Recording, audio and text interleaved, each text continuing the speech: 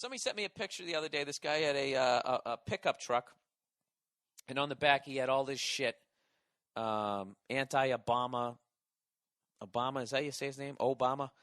And at one point he had this. This is what fascinates me about people who are straight up Democrat or straight up Republican.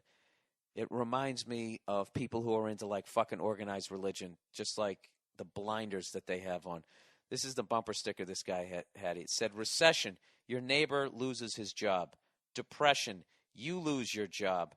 Recovery, Obama loses his job. You know? And it's just like, those fucking people, it's like, how do you not see that they all kind of do the same thing? And they're all on their knees blowing the same fucking...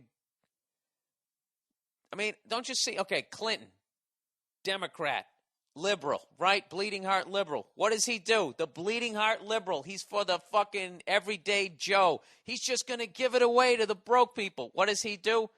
He helps deregulate the banks. All right?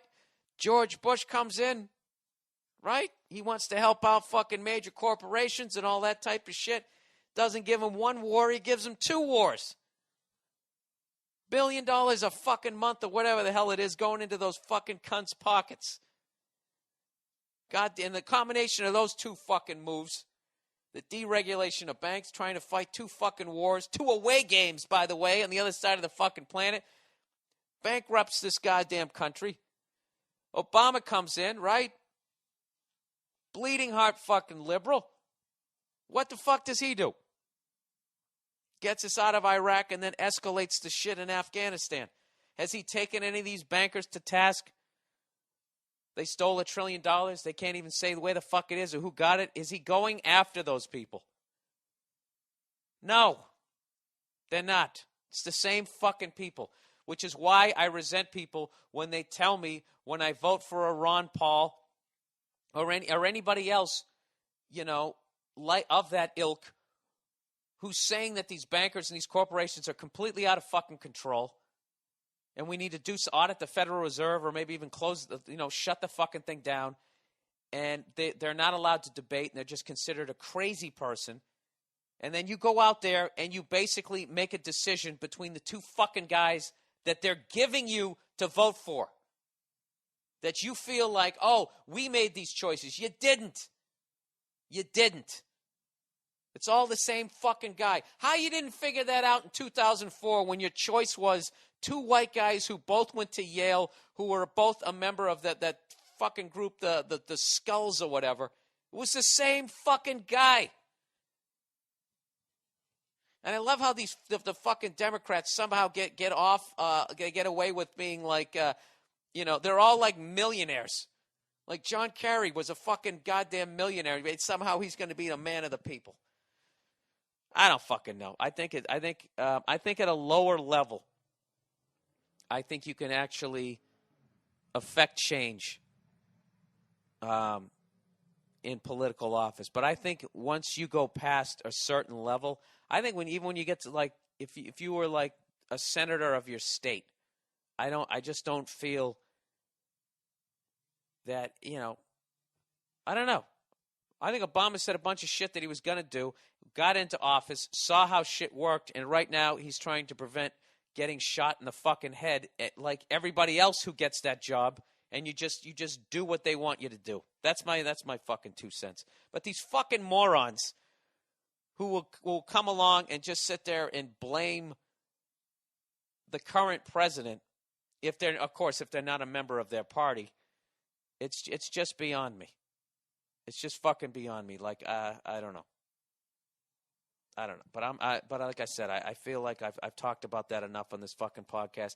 People are still coming at me, not understanding what I'm saying about these automated checkout machines at the grocery stores. Once again, this guy writes me like a 5-page fucking email talking about pulleys and levers and inventions from back in time. Like I'm against fucking progress. And he's comparing all of this like I'm sitting there going, fuck airplanes, we should be back riding horses. What about all the blacksmiths who got put out of business? I'm not talking about that.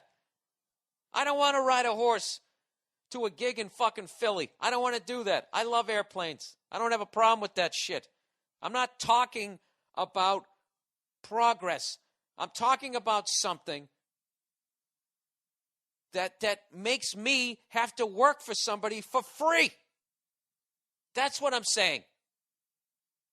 All right? If they came out with those automated checkout machines and it got rid of people's fucking jobs, but I walked up there and it was like this thing that just magically could tell me what I fucking owed without me having to do the actual fucking job that the other person was just doing, I wouldn't have a problem with it. But those fucking all they did was turn the cash register around. And now I have to do it and bag my own shit. How the fuck is that progress? Somebody else was trying to tell me that it's all part of this movement of it was really a spiritual thing, so that we'll have all these robots, man, and they'll be doing all these jobs, and then life will just be all about, just exploring life because you won't have to do a fucking job. It's like, dude, you're completely ignoring sociopaths. All right? Which is why, like, when as much as I lean left, I don't go all the way to the left, because that's the big flaw in psycho level of liberal thought, is you completely ignore sociopaths. If everybody was just nice to everybody, everything would be nice. No, it wouldn't. There'd still be Charlie Manson. There'd still be those guys. There'd still be that guy who couldn't handle not fucking having more than somebody else. There couldn't, or the person who can't feel anything unless he's fucking poking the eyes of a squirrel out. So I don't know. My theory has always been that fucking, it hasn't always been that way, just through the fucked up shit that I've read, and God knows if it's even right, is that sociopaths basically run the fucking world. They have the balls to just go out and take, and they have the I don't know if it's a chemical makeup, psychological makeup, whatever it is, to feel absolutely no fucking guilt.